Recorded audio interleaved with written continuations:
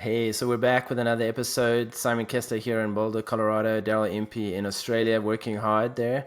And we're going to talk a little bit about what we saw in the Tour de Suisse, Dauphiné, and then what this run up to the Tour de France looks like. I know, Daryl, you've done the Tour de France 8 or 9 times. You've been in this position like the riders of the Tour are in right now, where you have the nerves building, you have the national championships happening all over Europe. Tell us a little bit about, first off, tell us how you're doing, and then also tell us a little bit about what it's like in that build up, for the Tour de France in this final countdown. So I've been doing quite a bit of stuff lately. Don't know many people know that I'm with New South Wales Institute of Sport as well as Israel Premier Tech. It's been busy working with some younger athletes this side. Some of them are going to the World Championships on the track. Some of them are going to the World Championships road later in 2 months' time. It's just getting to know everyone, finding the landscape. Motor pacing on the track, first time ever. That was a pretty interesting experience, but I got my way around it. It's been a good week in terms of getting to know where I'm going, and the other part is that it's an exciting part of the season now with the tour coming up. We've had two big stage races, Tour de Suisse, Dauphiné. Those are basically the selection races for most teams. There's going to be a few disappointed bike riders in this month as well. There's going to be a lot of guys that are going to be fit that are going to the beach in July instead of going to the Tour de France. They've missed that cut. So, I feel sorry for those guys. I've been on both sides. I've been on the good side. I've been on the bad side. So I can relate to them well, especially if you really want to go to the Tour and you don't make it. It's a difficult period for some athletes now. But like you said, it's the national championships. It started, I think, yesterday for most nations. It was a time trial. The usual guys are winning the time trial. Ghana, Jungles, everyone from their respective countries, the top guys are still winning. The interesting one was the French nationals. Now I've just had a pure blank on it right now. I'll pull it up for you, but I thought that was an interesting win. Tell you right now. Amiral won it. So I mean, of course, he's a strong rider, but he's quite a veteran of the sports as well. He's a super domestic. But someone I didn't expect was going to win the French national. So clearly in good form, going to the Tour de France. He's probably in his final years, I would say. I don't know if this is maybe his final year. That was an interesting one when I just looked this morning, going like, oh, gee, all right. There's another player who's obviously going very well, but that's just a sign of like the Tour de France is coming up, right? It's everybody's in good shape. You always get these unexpected victories. You always get somebody that's going better than what they expected and really ready for the tour. So and the part that I like about the nationals is that everybody comes to the Tour de France. There's new champions, there's new jerseys in the peloton, there's new designs. Some teams really get creative with the design of what they choose for their riders. So it's just cool, and it's a little bit of an unknown when you get to the tour and you go, oh, who's that? That's so and so. He won the nationals. Oh, I forgot about that. The Italian championship. I think the best part about this, it's like this kicks off season, the second part of the season. I mean, Netflix is coming out with a documentary in Unchained on the 2nd of July. So just everything just comes together. Like cycling seems to like hit the spot now. It's like in its own G spot. It's definitely an exciting time. Yeah, the Tour de France is like, from my perspective, is probably 20 times bigger than the Giro and like 50 times bigger than the Vuelta. When you go to the Tour, it's like attracts all kinds of people, not just cycling fans. The Giro, the Vuelta, that's more like the hardcore cycling fan. But at the Tour, everybody, like in France, is interested in the Tour de France. I remember reading a statistic that 40% of the people who show up at the Tour de France actually come for the publicity caravan, believe it or not even for the riders, because they throw out so many cool things, before the race. And a lot of France is on holiday, on vacation in the month of July, and they spend, a couple of weeks doing a road trip, just seeing the race and enjoying the carnival-like atmosphere. So it really is such a big event. And as you said, like the build-up now, everyone's getting a little excited with the Netflix. This is actually the last one that they're doing, which is unfortunate. But that's going to be interesting to see last year's race, when they present that right before the start of the tour. So yeah, it's such an exciting time. So what do you think? Like, let's go rewind a little bit, like a week or two back. We saw, obviously we saw a very dominant Tadej in the Dauphiné. We spoke a little bit about that on the last podcast. Didn't have a great time trial, but was so dominant in the mountains. First off, what do you think? Do you think Vingegaard can get an extra couple of % on Tadej? We've always seen Tadej at a high level. He's always good, like no matter what. I think even his 80% wins races. It's like even his bad days, he's winning races. But do you think that Jonas has more of a margin to improve, considering the year he's had compared to Tadej, which had, obviously such a busy year with all the classics? What are your thoughts there? Yeah, it'll be interesting to see how he backs up. Like, I mean, last year he clearly backed up. He had such a massive year last year, winning the Giro and the Tour. But at some point, the wheels do fall off. I mean, at some point. And honestly, like, I think he was good at Dauphiné today, and he was dominant, like we all say. But he wasn't. I don't think he was walking away with it. In terms of maybe he's got that bit of like that. He presents himself that well. But quite honestly, like I think Jonas has got a really good team around him, and that's going to be his strength. I mean, that's how they won the Giro, with a great team and a strong team. So I don't think it's only about Jonas, and I mean, it is going to be about Jonas and Tadej, but I don't think Tadej is just going to walk away with it like he did at the start of the season. He probably is the favourite to win, but I don't think he's going to be able to put Jonas just in a box straight away and go, okay, that's it. I think Jonas is really coming up as well. He hasn't raced as much, so maybe that's clear that he wasn't at his best, but he's by no means bad. Did a great time trial, clearly showing he's got the condition, and he's got a team, like I said, to back him up. So that's going to be his strength, I think. And people are tired of seeing UAE winning, man. People are tired of that scenario. It's like, they strangled the race, but was interesting in Dauphiné. And okay, Swiss was a different story, but not all of his teammates look so sharp in UAE. I wouldn't say they're like, oh wow, that team, you can just see they're just like how they used to be, just dominating, just like everyone's just at the mercy. I think there's clearly sometimes where Tadej was isolated. For sure, he's got the best leg, so he can resolve it. But there will be times when he's not on his best day, when you need teammates around you, and that's the day that probably Vingegaard's looking for to take opportunities like that. But who knows, man? The Tour's always the Tour. It's a lot can happen up there in the north of France. Sketchy roads. It just takes one guy to bring you down. You're half the next day. Maybe it's an important stage. You lose a bit of time. You're recovering, you come back, but you lose 3 minutes. The Tours are not only about just physical ability, it's also a lot of luck involved getting through that race, especially when you start up north. Yeah, because this year they're going to have quite a few flat stages in those first 10 days, and that's going to be very nervous, I think. There could be a lot of crashes. Yeah, and that's why you need a good team around you, right? Like, that's why you need the big boys. You need the big, strong guys to be able to look after you. It's going to be hectic, I'm telling you.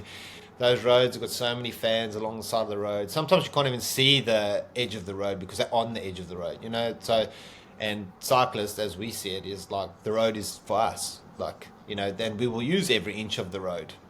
So it's very hectic. It's some riders obviously taking more risks than others. Some fans taking more risks than others. It's a very, very hectic period of time of the year, especially with what's at stake. And every team feels that their rider at that race is there to do something. So they're protecting someone, a sprinter, a climber, a stage winner, or whatever. And each team is, I can promise you, that first meeting is going to be like, we don't want to take risks, but we want to be in the front. And and for sure, it's just, and then compile that with the fans, the stress, the excitement around the race. And that's what makes the Tour a different beast. So you've been there. I mean, you've been there many times. How crazy, like, are you fearing for your life at times? I mean, what is it like in that first stage, second stage, like 10K to go, 20K to go, fighting for position? I mean, can you paint a picture of like just how crazy that really is? And like, what are you thinking? What are you experiencing? It's different because when I had the role of leading out, it was more like, I got to get in position. Your focus is you get so zoned in. You're like, I just got to get in I know there's risks around me. I know there's things happening around me, but I need to get into position at kilometer 5, 5 to go, or I need to, where's Garcia, or where's so and so, where's Guerrero, what's happening? Um, your focus is like that. You're just more focused on the job at hand. But definitely when we didn't have a sprinter in there, or we didn't have someone that we had an objective that day, it was more like just keep safe, right? And it's bloody hectic back there because you're not in that lion's den. You're not like in that focus zone. You're more thinking about, your focus is more about getting through safely. Your ideas are like, I got to stay upright. So when that's your like thinking and feeling, like you just see danger everywhere. You just look around, you're like, oh, that looks dangerous, that looks hectic. But meanwhile, if you're racing it, you don't see those dangers because you're so dialed in. But yeah, you got to get through those. That part of the race is the first week is the most hectic because everybody's fresh enough, everybody's got the elbows out, and they were willing to fight for everything. That first week is the most hectic out of the tour for sure. Like once everyone starts getting tired, and the third week everyone's a little bit more friendly and like, hey, gruppetta, let's look after each other a little bit. But that first week there's no brothers out there. It's just it's like going to war. But I wouldn't say I fear for your life. I mean, that would be a big statement to say I fear for my life. But if I had to jump in the peloton now and get it, I would say I'm fearing for my life because What about descending in the middle of the pack at like 90k an hour, knowing that you have nowhere to go if something happens in front of you? You just block it out, man. I think it's just an athlete's natural way of like, the risks before you start. You don't look at the speed. You follow the wheel in front of you, and it's basically as simple as that. When you start thinking about all the dangers, and that's how I knew at the end of my career it was time to stop. Because I was thinking that way. Then this isn't the place for me to be. Imagine a Formula One driver going, I don't want to hit 300k around this corner. He can't drive anymore. He knows his time's up. So once you start seeing all the dangers around it, then it's it's a hectic sport. It's dangerous. It's not a fun place to be when you're seeing all those dangers. But like I say, when you're wanting to win, when you're in the race, and like if I win a stage in the tour, it doesn't matter how hectic the day was, I've got a tour victory in my back pocket, and you know what that means, then you kind of feel like it's worth it. Totally. Yeah, it's like once in a lifetime opportunity to make a name for yourself or achieve something great, right? It's you block that all out. You get in that adrenaline. That feeling of adrenaline when you approach the final, it's like you get in another mental state, right? You're not even thinking anymore. You're just in it. And it's a cool state to be in, actually. It makes you feel very alive. But I think afterwards you might be like, whoa, that was crazy, like what we did there. Oh, there's plenty of days when I finished the stage, you're going like, how the hell did we all stay upright? Like, that was so nuts. But then you remember the skill level of all the bike riders. It's so high. We're all on high alert. And everyone's like ready to break, ready to move, like sometimes you see a massive stack at 70k an hour. You're like, one guy comes down, and you're like, how did one guy come down there? But that's you don't see it from a perspective of the aeroplane. I mean, the helicopter or the cameras. But inside, you're riding so close, but you still feel like you got space. If that makes sense, you still feel like I've got a way out. Everybody's thinking, constantly thinking, there's a way out. Even though there may not be, you're hoping the next guy next to you is thinking the same thing. But of course, there's some bike riders who don't think at all. They're just like just an autopilot. Just like, what was that guy thinking? Like, well, I tell my clients that sometimes because when somebody crashes in front of you, they're still moving forward, right? So you have a second or two to like. You know what I mean? Yeah. Try and like get around it, right? But the problem is the guys behind who freak out and then they like ride into you or they like slam on brakes. That's probably sometimes more dangerous, right? No, sometimes you're like, did you not see that crash? It like happened like 5 seconds ago, mate. How did you ride into me? I stopped. Yeah. And I was closer to the crash than you, and you've just bailed in from the back. But sometimes they've come back from bottles and they've coming off a car and they've got speed and then it's just bad timing. Yeah, it's nuts, eh? Yeah. And some guys are like so almost like careless or carefree in the pack, like almost too careless, right? Or carefree in it. You know what I mean? It gets kind of annoying if you're in that situation and you're like. You see some guys taking their hands off the handlebars, like at like 60k an hour on a downhill, like a little bit of crosswind. You're like, what are you thinking? Like, yeah. Like if the wind comes and picks that front wheel up, you're done. Like 90 of us are down. Yeah, and then you got to call those guys out, be like, man, well, do you know what you're actually doing? Like, but generally most of them would just reply with like up yours or whatever, like, hey, just because you can't handle your bike, you're like, mate, I've been around a long time. I've seen people hit the deck hard. Yeah, yeah, yeah. I don't care if you Totally. hit the deck hard, but I care if everybody else that cares about their well-being gets hurt. Yeah. Like Froome, Um, he had that kind of accident, I think. Same kind of yeah, thing, right? Going no hands or something with the wind. yeah, exactly. Um, Like blowing his nose. So it's just, Really. I remember once to Langkawi I was racing and we're in the middle of the pack and the next minute this guy had his handlebars in his hands like that. But he like his literally his stem came off his fork and he was still holding his handlebars. But he was like in the middle of the pack. Everybody was like, whoa, and they kinda went around him and he actually like kinda held it up, but it was nuts. I mean it was before the sprint, it was like 3K to go or something. yeah. That was the mechanic's fault, right there. Imagine that, just driving without a handlebar. Like, I mean, I riding know. without a handlebar. My handlebars came off once when I was a junior. It just came off as well. My dad Was forgot to that your? tie I the remember bolts. the aero bars once. Aero bars, the whole Wasn't thing. tight enough, right? Yeah, the whole thing came off. I Just had a remember pair of that. Yeah. triple T handlebars in my hand at 60k an hour, and I just went straight over the handlebars. I've had some good bingles, eh?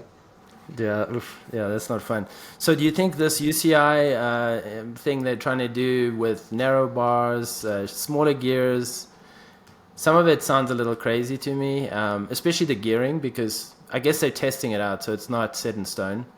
But they want to limit gearing to 5411. Now, 5411 is really not a big gear for like a World Tour Pro these days.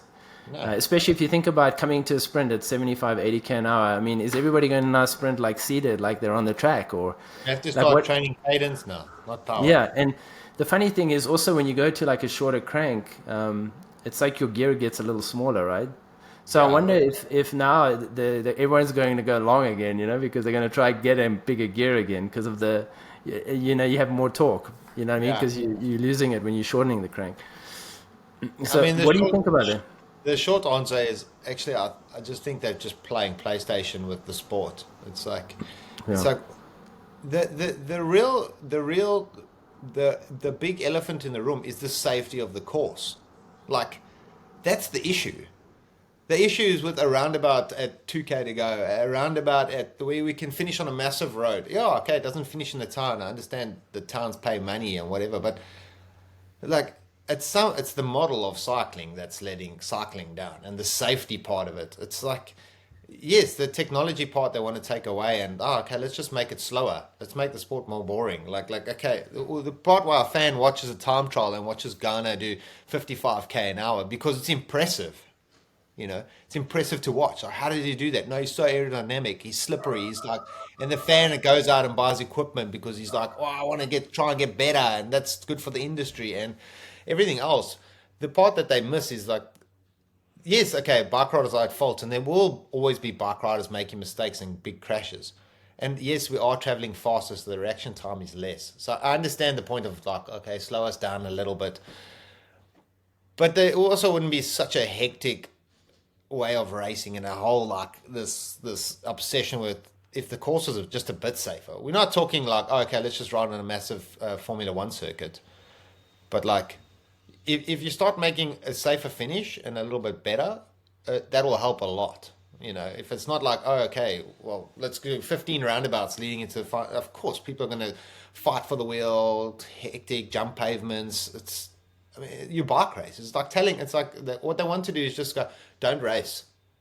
Like, if someone pins a number on, they're racing. They're going to do what it takes. That's what makes a good bike rider.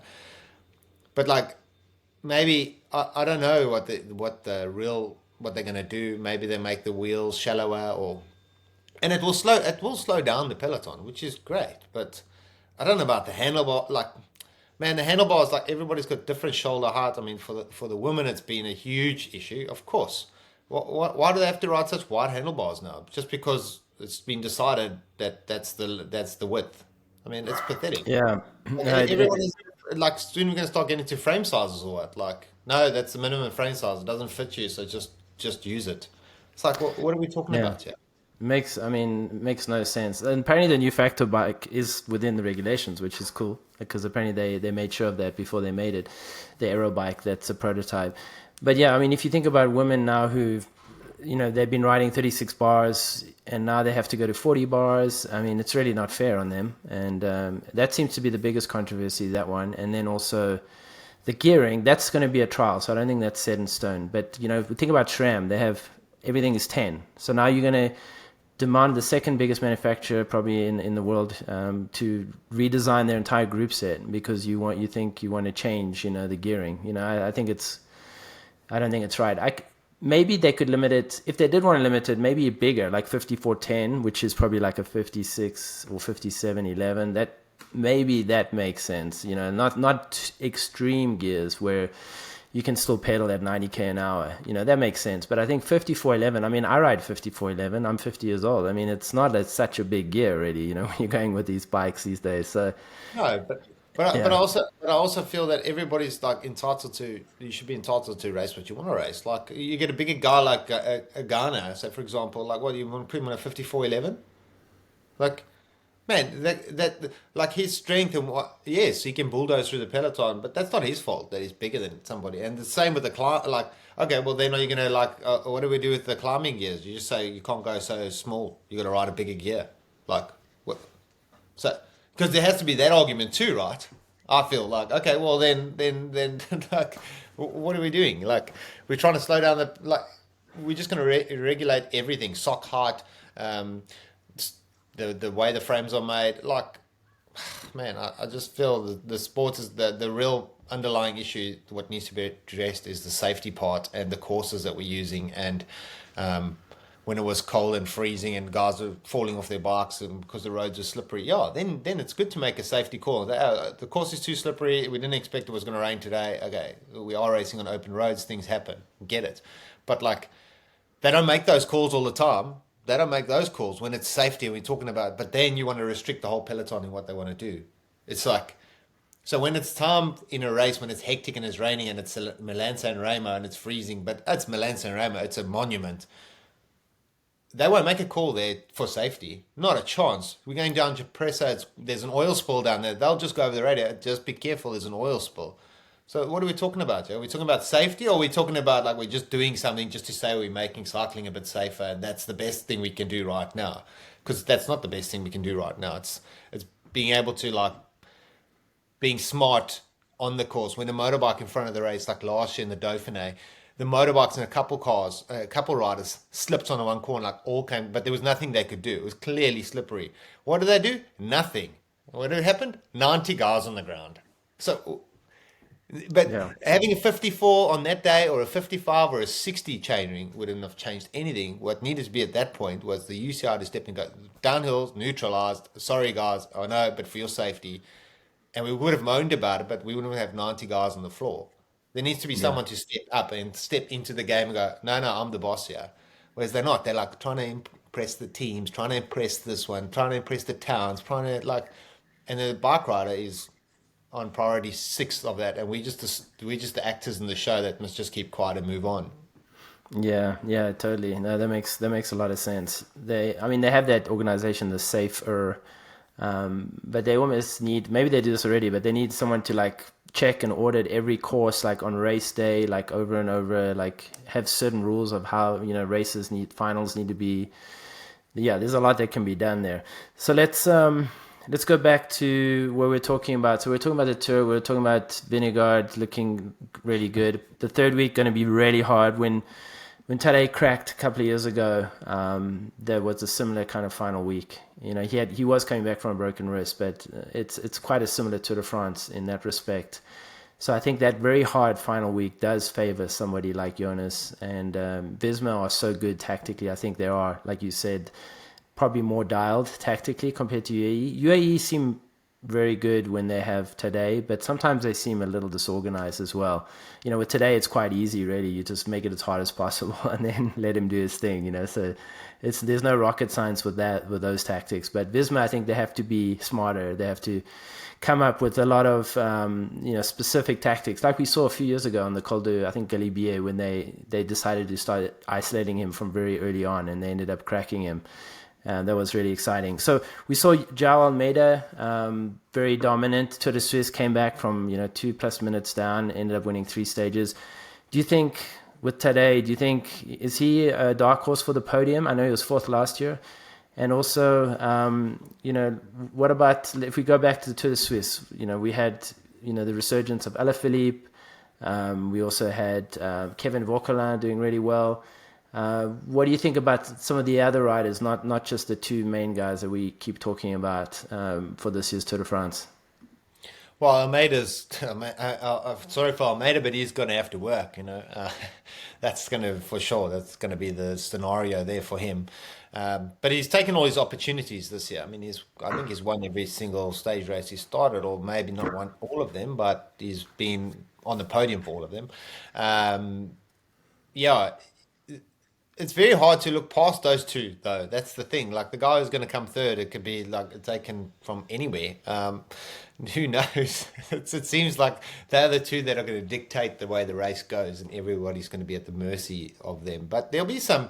I mean, there'll be some interesting guys. I mean, like Alaphilippe, like you said, is the two parts that I picked up from that was two French guys are getting again, just proving that like the Frenchies they turn it up when they come to the Tour de France. That everybody starts. All the French riders get in great form. Some of them are in great form too early, but most of them pitch up at the Tour in great nick. And there are so many strong teams. Bora's got a strong team. I mean, Trek's got a strong team. There's so many teams that are. Ineos will have a good team. I mean, we don't even talk about these guys anymore because there's this showdown between the two big guys. But the way some teams are racing, they're gonna have to work together to either capitalize or a big breakaway or hope that there's this battle between Tadej and Jonas and nobody thinks about the rest of them. But it's so difficult to pick a third place. If I'm honest, I wouldn't know. I wouldn't actually be able to put my hand in the fire and say like I would love to see Geraint Thomas get on the podium. That would be awesome. If I'm looking at a mate and I go like, oh, that would be a nice send off. Can he do it? I don't know. After crashing out in Swiss, but yeah, if I could have it my way, I would love to see G on the podium. But What about yeah, Remco? I mean, Remco was third last year. He looked better this year at the Dauphiné compared to last year. He ended up fourth overall. Florian Lipovic was third. He's an impressive rider as well. He dominated the time trial, Remco. I mean, he beat Tadej by a good margin there. I I wonder. think the issue for Remco is his team. I think that's the biggest part of the weakness in his team's ability to manage a bad day. Sometimes you need a teammate that can just put out a fire for you, that's having a great day. Does he have those teammates? Phew, not really. I think with Lander going and, they've had a couple guys crash out and Van Wilder will probably be, I don't even know if Van Wilder's going, but Yeah, I think I did see him. I think on the he, start he, list. he would be like probably one of his last men. He's pretty reliable. Uh, but as well, like the tour's a different beast, eh? The tour's a different stress level, different. Everyone races differently. For Remco's style of racing, the stress level around the tour, maybe that's why the Vuelta or the Giro probably suits him a little bit better, a little bit less stressful. But yeah, physical ability for sure, he can get on the podium. I mean, he's done it before, but I mean, Remco you can never discount. I mean, he'll be a player there. He'll have his day. Does he climb equally as good as those two every single day? Probably not at this stage. Does he time trial better than them? Most probably. But stage race time trialing is different to, you know, when you've had 3 or 4 tough days in the mountain, then time trialing is different putting it together than coming in fresh, say, for an individual 1 day time trial. So yeah, I don't know. I think that's what makes this race exciting, and that's why we all watch it. And I think that's why the rest of the world, that's why the tour is so big, is because the rest of the world just thinks it's a massive bicycle race, and it's so awesome to watch, see the chateaus and the landscape of France, and lots of them go and visit France afterwards because they think it's so beautiful. So it's a great advert for France, but it's yeah, I think it's what's the second or the third most watched sporting thing over the globe, like I yearly think it's or is it number one like in terms of like because of the time frame and like a year. Like not, I think Olympics is more big, but it's every 4 years. But I thought it was like over 1 million people along the roadside. So I think it's the biggest event, I think, in terms of spectators at their event. You know what I mean? Yes. Well, it's free. I mean, it's free. It's the only race where it's the cycling's the only sport that gives you everything for free, and even the owners of the sport take you for free. But And even the you basically pay to play, and you get nothing from it. So that's the cycling model, and that's why it is where it is. Yeah, well, the French they use it as because you're not allowed to just camp wherever you want in France, but during the Tour de France they call it camping sauvage, like savage camping. Where Yeah. during the tour they kind of turn a blind eye if you're there for like a week before the Yeah. stage, they kind of leave you alone, right? So there's Yeah. a lot of people who just use that as a way of camping wherever they want, along the route. That's like their reason is just to do it at the tour where they know they're not going to get told by the police to move on. It's a big party for sure. You wouldn't see So me in that You wouldn't see me in that caravan. I would hate to smile for 21 days, hanging out, caps and free gadgets to everyone. Those have you? people must be Yeah, so buckled at the end. yeah. Have you seen some of the cars they have to drive? Like little Oh no, like it's terrible. three-wheeler like sausage or something up every mountain like in with no air conditioning. Like You got to that's go down crazy. those mountain passes in those cars. Just that you must feel so sick. Oh, I know. It's pretty crazy. Going back to Tour de Suisse, we saw a really good Julien Alaphilippe. He didn't have a great time trial, but he still ended up fifth overall. That was really cool to see him riding and challenging with the top guys. Oscar Onley was also really good, third. He won a stage. He was matching on most days Almeida on the climbs. And obviously Kevin Vauquelin was very impressive. Apparently rumors are he's going to Ineos next year. And then Felix Gall was fourth. He won that stage a couple of years ago on the Col de la Loze, and so that's going to be a similar, I think, stage to the one he won this year, if I'm not mistaken. So I'm sure he's super motivated for this year's tour. We also had Leonard Kamna, who came back from quite a bad concussion now with Little Trek, and he's sixth, and then Ben O'Connor seventh. So we have so many good riders coming to the tour, and like you said, I mean, there could be many guys in the top 10. Many names. There's a bunch also I haven't even mentioned. Um, yeah, yeah. There's going to be. I mean, there's going to be so many. I mean, we haven't even dived into sprinters and everything else. I mean, that could be for another episode. But, geez, I mean, it's the creme de la creme, eh? That's why winning at this level, what it means, why people are willing to sacrifice for it. It's huge. let's remember you won a stage with Tish Bennett. You were in the break with him. Yeah, that was That was good pretty time, eh? epic, eh? When was that? How many years ago? 2019. 2019. I mean, yeah, it's still, like it never leaves you. It's something that's always in your like the back of your mind, and when you really appreciate it more when it's years go by, and you're like, people start asking like, oh, the Tour de France, did you ever do that race? And you're like, oh, I did it, I think 9 times or 8 times, and they're like, what? You kidding me? And then they're like, oh, did you ever like do anything there? And it's like, oh, yeah, I won a stage. And the yellow And jersey as well. I, And you yeah, had the just yellow jersey. like, it's almost like they don't believe me. And then they're like, for sure, they go home and Google it or whatever, and they're like, I met this cyclist, his kid's at school, his name's Impey, and let me check. And then they're like, oh, jeez. Yeah. So that's always Yeah, good. I mean, it's great, yeah. yeah. So, no, I'm always, it was always awesome to win a stage of the tour, and like, um, you know, especially with like Green Edge, I'd been there for so long, and a lot of those guys were my friends in the tour team. So, yeah, it was special. But I mean, yeah, when you win at that level, like I said to you earlier, is you're willing to take the risks when it's that way, right? You don't think about it like that. And it's, yeah, or when it comes together like it did against Tish, I mean, yeah, it's cool. And like then Tish was, he was still a really good bike rider. And there were so many good bike riders in that breakaway. We had Edvald, we had Tratnik, we had Tish, Nico Roche, Soler, Simon Clark, Postelberger. It was a hit break. It was a hit break. So to pull it off out of those boys, I've always been really chuffed because some of them have gone on like later, like as the years have gone by. Like Tish is like one of the best now. So to when I see those guys in the break with and having to pull the wool over their eyes that day. That was, yeah, I always try and remind people, like I am now with you. Like, oh, can I tell you who was in the break that day? And South African national jersey as well. That was Yeah, pretty epic. And no, it was, yellow jersey 2013, I think, yeah. was it? And Yeah, so we're and still got what? the fastest triple T time, so it still hasn't been beaten. We got that in Nice. Yeah, there's moments in the sport like the tour. You have a love-hate relationship. I was also crashed out of the tour, broke my collarbone there. Um, I've been in many breakaways of the tour and come out with nothing. Yeah, we've done many sprint finishes, come out with nothing. We've done years of racing the Tour de France, no one getting a result.